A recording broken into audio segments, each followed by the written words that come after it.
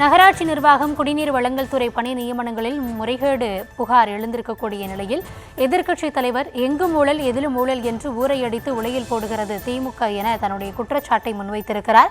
இந்த விவகாரத்தில் காவல்துறையின் கைகளை கட்டாமல் இருந்தால் சரி எனவும் அவர் கூறியிருக்கிறார். கூடுதல் விவரங்களோடு இணைகிறார் எம்முடைய செய்தியாளர் லதா. லதா, வணக்கம். எதிர்க்கட்சித் தலைவர் தரப்புல என்ன சொல்லப்பட்டிருக்கு, முழுமையான விவரங்கள்?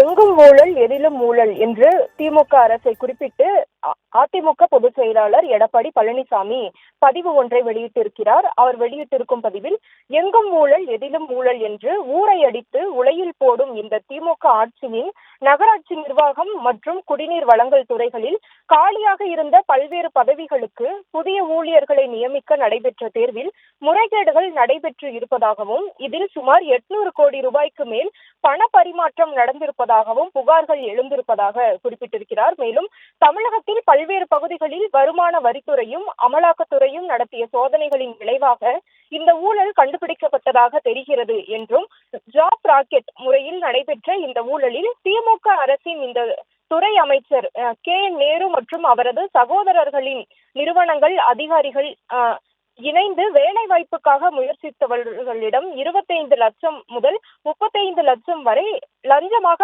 வசூலித்திருப்பதாகவும் அந்த பணத்தை ஒரு சில நிறுவனங்கள் மூலம் சட்டவிரோத பண பரிமாற்றம் செய்யப்பட்டதாகவும் சொல்லப்பட்டுள்ளதாக இபிஎஸ் குறிப்பிட்டிருக்கிறார். மேலும் இந்த இமாலய ஊழல் 2024, 25 மற்றும் 25, 26 ஆகிய காலகட்டங்களில் நடைபெற்றதையும், இது தொடர்பாக கிடைத்த பல ஆவணங்களை அமலாக்கத்துறை தமிழக காவல்துறை டிஜிபிக்கு அறிக்கையுடன் சமர்ப்பித்து ஊழலில் ஈடுபட்டவர்களின் விவரங்களும் இணைக்கப்பட்டு இந்த அறிக்கையின் அடிப்படையில் முதல் தகவல் அறிக்கை பதிவு செய்யப்பட வேண்டும் என்றும் கூறியுள்ளதாக குறிப்பிட்டிருக்கிறார். தமிழக காவல்துறை இது தொடர்பாக முதல் தகவல் அறிக்கை பதிவு செய்தால்தான் தங்களால் சட்டவிரோத பண பரிமாற்றம் சட்டத்தின் கீழ் நடவடிக்கை எடுக்க முடியும் என்றும் அமலாக்கத்துறை தெரிவித்து இருப்பதாகவும் அவர் குறிப்பிட்டிருக்கிறார். அது மட்டுமில்லாமல் தமிழக காவல்துறை பொறுப்பு டிஜிபி அவர்கள் இந்த ஊழலில் யாரையும் காப்பாற்ற முயற்சிக்காமல் நடுநிலையோடு முதல் தகவல் அறிக்கையை உடனடியாக லஞ்சம் மற்றும் ஊழல் தடுப்புத்துறை மூலம் பதிவு செய்ய வலியுறுத்துகிறேன் என்றும்,